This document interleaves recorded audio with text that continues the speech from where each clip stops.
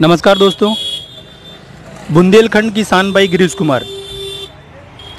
आज हम हैं भुवनेश्वर में स्थित खंडगिरी की गुफाएं, जिसे उदयगिरी की गुफाओं के नाम से जाना जाता है। और ये हमारे साथ हमारे मित्र हैं, इसके बारे में संक्षिप्त आपको बताएंगे, फिर हम उस जगह पर जाकर आपको उसका वर्णन बताएंगे। धन्यवाद। लीजिए गुप्ता सर।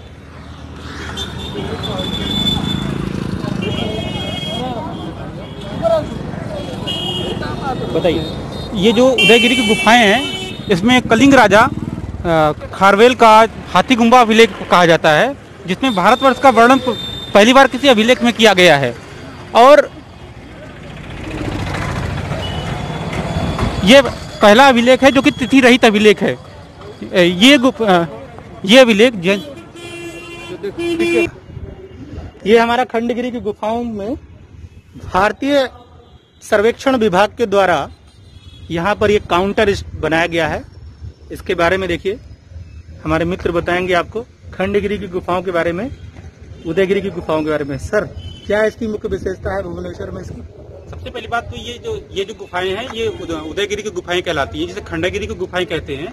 इसमें सबसे पहली बात है कि कलिंग राजा जो कि कलचुरी चेदी वंश के थे, उन्होंने पहला ऐसा अभिलेख बनाया जिसमें भारतवर्ष का वर्णन पहली बार किया गया किसी अभिलेख में। धन्यवाद। मतलब इससे पहले किसी भी अभिलेख में भारतवर्ष का वर्णन नहीं हुआ। अच्छा। और दूसरी बात ये है, पहला ऐसा अभिलेख है जिसमें ये तिथि रहित अभिलेख। इससे पहले ऐसा कोई नहीं था जिसमें तिथि रहित अभिलेख है। मतलब किसी भी संवत के राजा ने इसमें कोई भी इसके पहले अभिलेखों में तिथि का उल्लेख नहीं किया।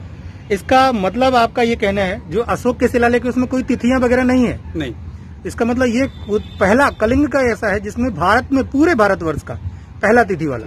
धन्यवाद सर। और ये कौन सा स्थान है जहाँ पर अभी आप खड़े हुए हैं? हम लोग यहाँ पर टिकट लेने के लिए आए हुए, जो कि आर्कियोलॉजिकल सर्वे ऑफ इंडिया के द्वारा प्रदत्त है, और इसमें हम लोग टिकट लिए हैं। सर, अभी आप चर्चा कर रहे थे आर्कियोलॉजिकल डिपार्टमेंट ऑफ इंडिया, ये हमारे भारत में किसके द्वारा बनवाया गया? ये अलेक्जेंडर कनिंघम, इसके फादर ऑफ लॉर्ड कैनिंग के समय बनवाया गया था। अच्छा। इसके जो father of Indian archaeological survey of India बोलते हैं, वो अलेक्जेंडर कनिंघम जी को बोलते हैं। अच्छा। मतलब कैनिंग के समय में अलेक्जेंडर कलिंगम को हम father of archaeological department director general थे। अच्छा। बहुत बहुत धन्यवाद सर। देख सकते हैं आप लोग, ये पूरा सरकारी क्षेत्र है, और ये जो वन क्षेत्र दिख रहा है, इसके जस्ट ऊपर पहाड़ में यहाँ पर खंडगिरी और उदयगिरी की गुफाएं हैं। ये सरकारी क्षेत्र है। धन्यवाद गुप्ता सर।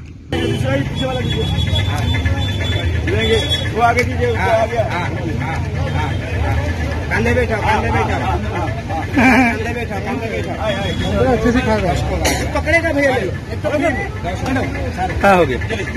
देखिए, जैसा कि सर ने अभी आपको बताया था, ये उदयगिरी की कुल 15 गुफाओं में से ये गुफा नंबर 12 है।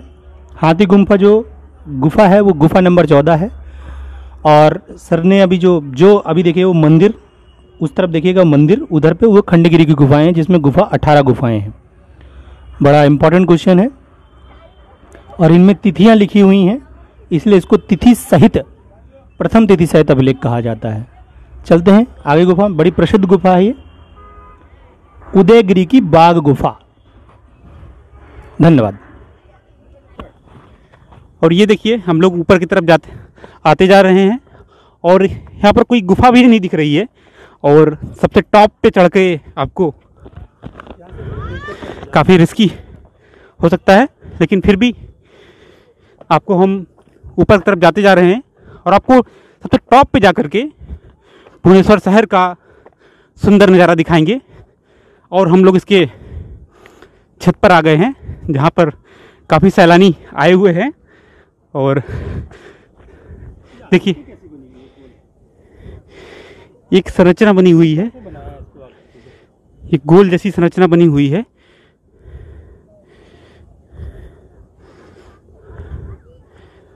भुवनेश्वर शहर में और क्या-क्या प्रसिद्ध चीजें हैं बताइएगा। भुवनेश्वर शहर कभी आइए तो आप लिंगराज टेम्पल तो कभी आपको जाना ही चाहिए। लिंगराज टेम्पल जाइए, आप नंदनकानन नेशनल पार्क जाइए, और बहुत सी चीज़ें ऐसी हैं जहाँ पर भुवनेश्वर में आने में आपको जाना ही चाहिए। अभी हम नंदनकानन ही जाने वाले हैं ना। नंदनकानन ये देखिए, भुवनेश्वर शहर काफ़ी घना बसा शहर है। सर थोड़ा जूम करिएगा। देखिए बहुत ही बिल्डिंगें आपको दिख रही होंगी।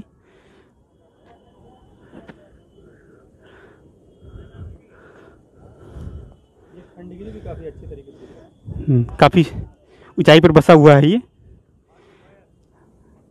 मुझे खुद अपनी स्टडी के दौरान मुझे काफ़ी उत्सुकता होती थी कि आखिर ऐसा क्या लिखा हुआ है इन गुफाओं में।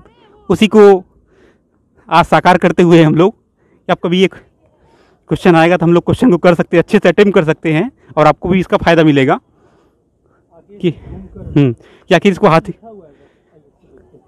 काफ़ी, हाँ ये बात हमको पता नहीं रहती थी कि भाई इसको हाथी गुम्फा, बाघ गुम्फा, सर्प गुम्फा आखिर ऐसा क्यों बोलते। ये इनकी आकृतियों की बनावट के कारण इसको ऐसा बोला जाता है कि ये हाथी जैसी संरचना बनाई गई है। लेकिन सभी हैं क्या, सभी जैन साधुओं के निवास स्थान, आराम करने जैसी जगहें हैं। मतलब अगर आपसे पूछा जाए कि उदयगिरी की गुफाएं और खंडगिरी की गुफाएं बेसिकली किससे रिलेटेड हैं, तो जैन धर्म से कह सकते हैं कि जैन साधुओं से। देखिए जिनालय देखिए यहाँ पर ईशापुर द्वितीय शती, देखिए ईशापुर द्वितीय शती, जिनालय जैन श्राइन, संतों के रखने का स्थान। देखिए यहाँ पर ये लिखा हुआ जो अभी मैं बता रहा था आपको, वही बात यहाँ पर लिखी हुई है। देखिए कि ये जैन धर्म से, बेसिकली ये जैन धर्म से ही रिलेटेड है। और देखिए पीछे जंगल है, तो यहाँ पर ये गुफाएं समाप्त हो जाती हैं। और हम थोड़ा सा पास में दिखाते हैं कितना घना जंगल है ये, तरह तरह के जानवर हो सकते हैं इसमें। तो उदयगिरी और खंडगिरी की गुफाएं जो हैं जैन धर्म से बेसिकली संबंधित हैं, ये बात इम्पोर्टेंट है। अरे पहले पता चले क्या है इसके बारे में।